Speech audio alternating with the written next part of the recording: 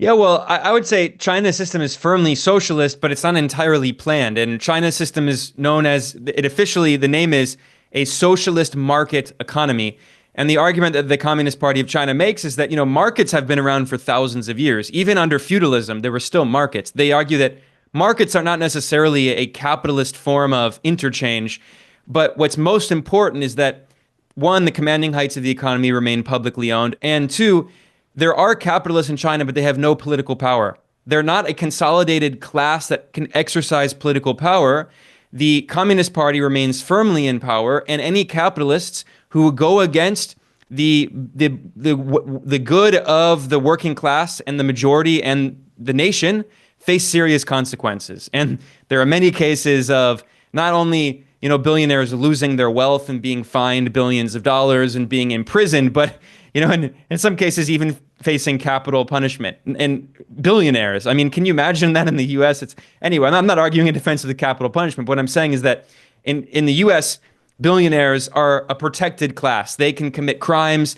Trump recently removed laws banning bribery and banning money laundering. He's giving a green light to these billionaires to do that even further. Anyway, so getting back to China's economy. So I think what's really important to understand about China's economy is, first of all, the financial system is state-owned.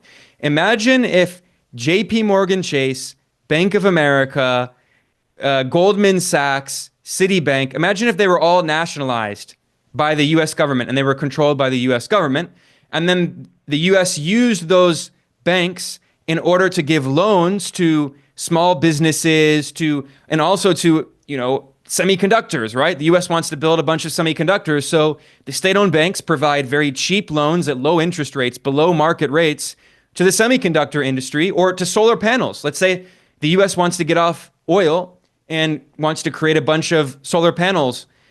The state-owned banks give cheap loans that are essentially subsidized to build a bunch of solar panels. This is exactly what happens in China.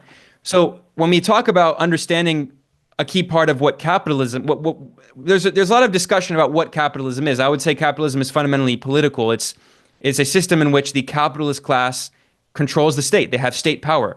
As Marx famously said, it's the dictatorship of the capitalist class. This is what's not very well understood about the term dictatorship of the proletariat. Marx was not arguing for dictatorship in the sense that people think about it today, rule by one person. He meant that all economic systems are dictatorships of a class. Capitalism is the dictatorship of the capitalist class, of the bourgeoisie. Socialism is the dictatorship of the proletariat.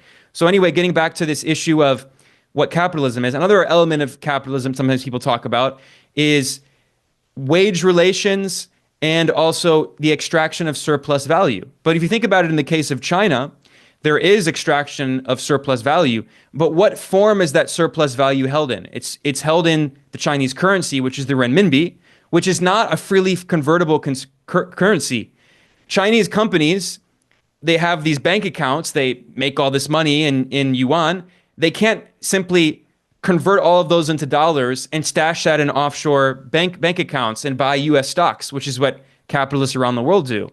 Because there are significant capital controls in China. It's very difficult to send capital out of the country. In fact, Chinese capitalists are constantly complaining. They're violating the law and money laundering, going through, the Virgin Islands or whatever, trying to get the capital out of China because the banking system is state-owned and uses that surplus value to invest in the public commons, in public goods, in infrastructure. So I think we need to rethink. The Chinese economy is fundamentally socialist in a very different way, where the state and the party control what use capital has for the benefit of society. And they invest that capital in building high-speed rail, in building the best infrastructure in the world. I've taken high-speed rail many times. It's incredible. In building state-of-the-art hospitals in rural areas, in building schools all over.